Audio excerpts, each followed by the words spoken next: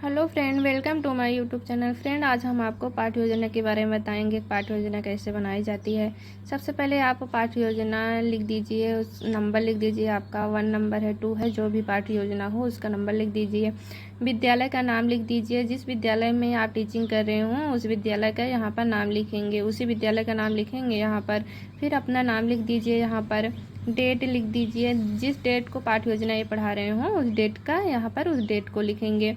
कक्षा, आप कौन सी कक्षा में पढ़ाएंगे उस कक्षा का यहाँ लिखेंगे। आप कौन सा पीरियड पढ़ाएंगे, प्रथम, द्वितीय, तृतीय, जो भी हो अपना यहाँ पर लिख लीजिएगा। अवधि 35 मिनट का होता है, उसको लिख दीजिए। आपका जो सब्जेक्ट हो यहाँ पर लिख दीजिए। विषय में, उप विषय में जो भी हो लिख दीजिए।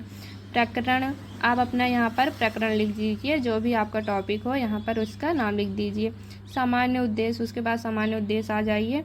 सामान्य उद्देश्य में आप जितना उद्देश्य आप लिख सकते हैं लिखें। हमने तो 10 लिखा है।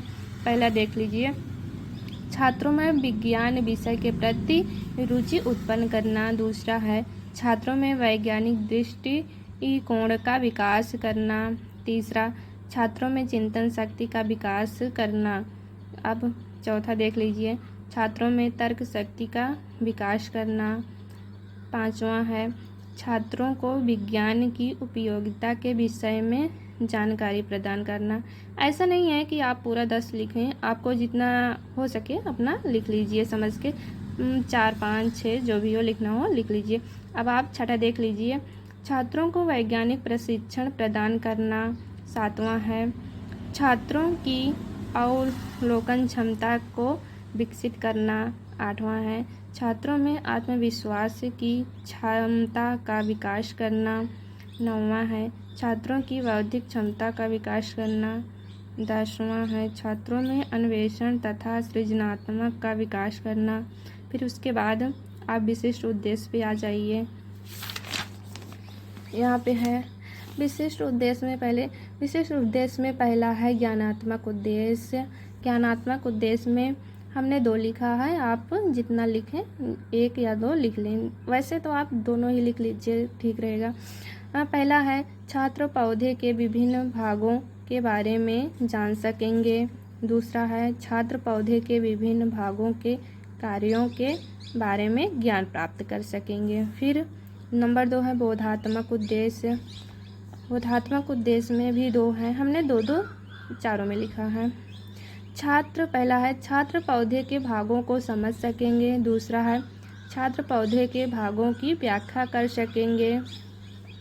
तीसरा है क्रियात्मक उद्देश्य। क्रियात्मक उद्देश्य में पहला है छात्र पौधे के विभिन्न भागों का प्रयोग सिद्ध करने का कौशल प्राप्त कर सकेंगे।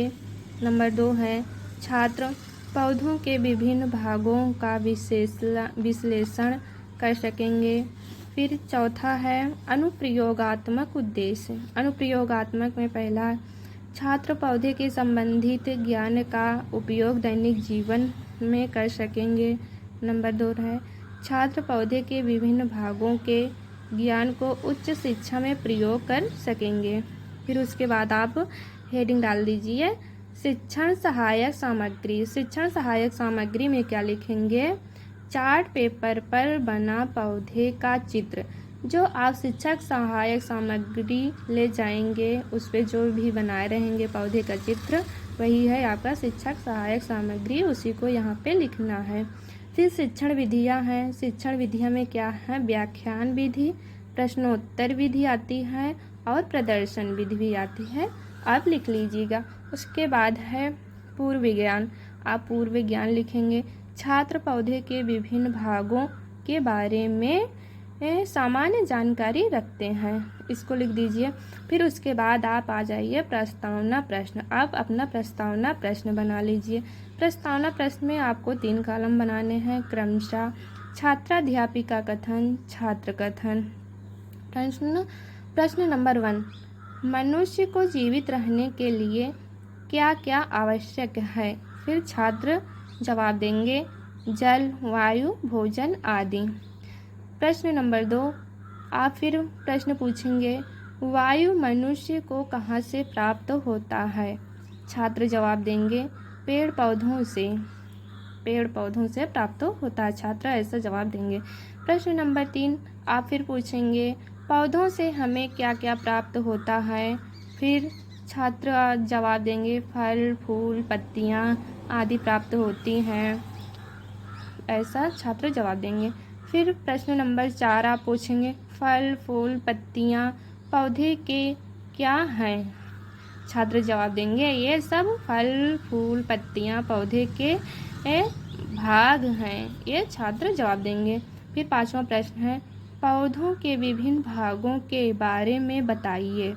तो यह समस्यात्मक प्रश्न हो जाएगा जो कि आपका प्रकरण निकल जाएगा। जब आपका यहाँ पे प्रकरण निकल जाएगा तो अपना प्रकरण आप ब्लैक बोर्ड में लिख दीजिएगा, पहले मत लिखिएगा। जब आपका प्रश्न से प्रकरण निकलेगा तभी आपको ब्लैक बोर्ड में लिखना है।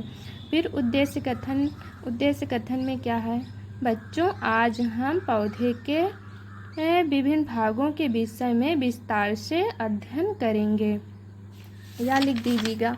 उसके बाद प्रस्तुतिकरण आ जाइए। प्रस्तुतिकरण देखिए कैसे बनानी है। प्रस्तुतिकरण में आपको ये कॉलम बनाने हैं। कितने कॉलम हैं, 1 2 3 4 5। उसके बाद प्रस्तुतिकरण में आप पहले 5 कॉलम बना लेंगे।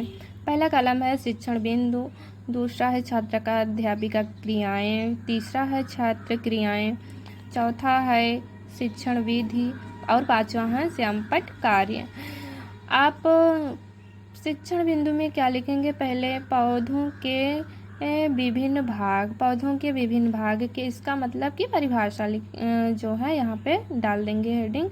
फिर छात्राध्यापिका आप जो व्याख्या करेंगे इसको यहाँ पे हम लिखेंगे। हम अपने आसपास हर तरह के पेड़ पौधे देखते हैं। ज़्यादातर पेड़ पौधों में तना, पत्तियाँ, फूल दिखाई देते हैं। पौधे के 2 भाग में बांट दें तो तना, पत्ती, फूल एवं फूल आदि पौधे का प्ररोह तंत्र बनाते हैं। जो पौधे का ऊपर वाला भाग होता है उसे प्ररोह तंत्र कहते हैं, कि जो ज़मीन के अंदर रहता है जबकि जड़ ज़मीन के अंदर दबा रहता है, जिसके अंतर्गत पौधे की जड़ आती है। ठीक है। उसके बाद यहाँ पे क्या होगा, छात्र क्रियाएं में जब आप व्याख्या करते रहेंगे छात्र ध्यानपूर्वक सुनेंगे। ठीक है। और शिक्षण विधि में हो जाएगा व्याख्यान विधि, आप व्याख्या कर रहे हैं। और श्यामपट्ट कार्य में क्या लिखेंगे, आप बोर्ड पे ही मुख्य लिख दीजिएगा, तना, फल, जो एग्जाम्पल हो लिखना हो लिख दीजिएगा। फिर बोध प्रश्न आप पूछेंगे। बोध प्रश्न में क्या होगा, पहला प्रश्न है प्ररोह तंत्र के अंतर्गत पौधे का कौन सा भाग आता है। तो छात्र जवाब देंगे तना, पत्ती, फूल, शाखाएं। यहाँ शिक्षण विधि में प्रश्नोत्तर विधि हो जाएगी क्योंकि आप प्रश्न पूछ रहे हैं।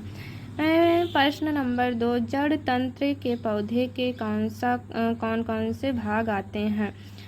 तो छात्र बताएंगे जड़ आता है पौधे का। फिर उसके बाद आप व्याख्या करेंगे पौधे के भागों के बारे में आप व्याख्या करेंगे।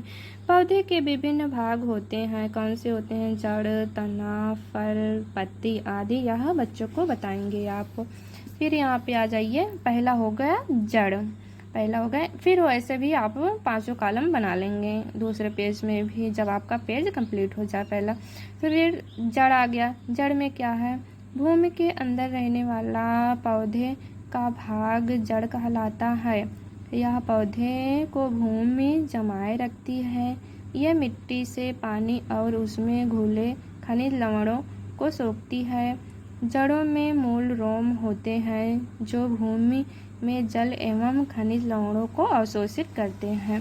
फिर इसमें छात्र ध्यान पूर्वक सुनेंगे, आप व्याख्या कर रहे हो तो छात्र सुनेंगे और मुख्य पॉइंट को लिखते भी हैं कॉपी में। आप शिक्षण बिंदु में है व्याख्यान विधि हो जाएगी। श्यामपट्ट में आप एग्जाम्पल लिखते जाइएगा, जो भी आपको मुख्य लगे आप लिख दीजिएगा। फिर दूसरा है तना। तने ही जड़ों द्वारा अवशोषित जल एवं खनिज लवणों पत्तियों तथा तक पहुंचाते हैं। तने में नलिकाएं होती हैं। तना पत्तियों द्वारा बनाए गए भोजन को पौधे के विभिन्न भागों तक ले जाता है। यह हो गया तना। फिर आ जाइए पत्ती। पत्तियाँ पौधे का मुख्य अंग हैं। पत्तियों का हरा रंग उनमें मौजूदा क्लोरोफिल नामक वर्णक के कारण होता है।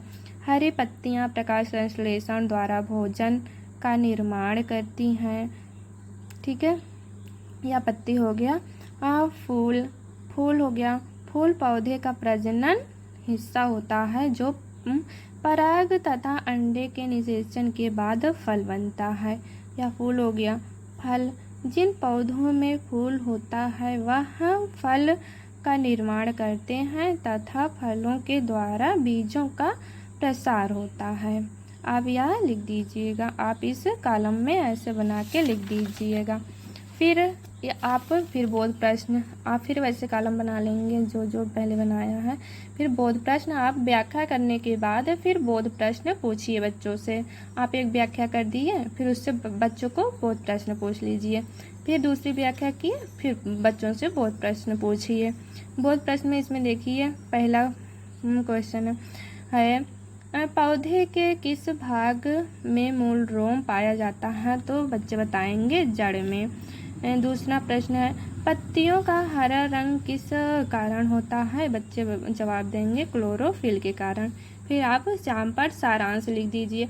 आपने जितना श्यामपट्ट में लिखेंगे उतना पहले आप यहाँ पे श्यामपट्ट सारांश यहाँ पे लिख दीजिएगा जो। फिर पुनरावृत्ति प्रश्न लिख दीजिए। पुनरावृत्ति प्रश्न में आप प्रश्न बच्चों से क्या प्रश्न पूछेंगे उसको यहाँ पे लिखें। जड़ किसे कहते हैं?